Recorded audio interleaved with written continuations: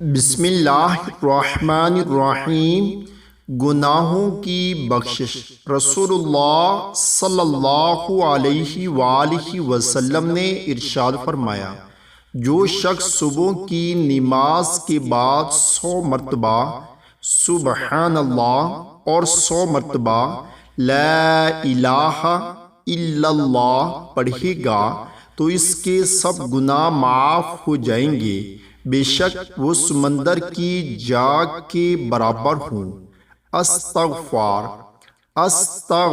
اللہ ربی من کل ذنب واتوب الیہ۔ استغفر اللہ ربی من کل ذنب واتوب الیہ۔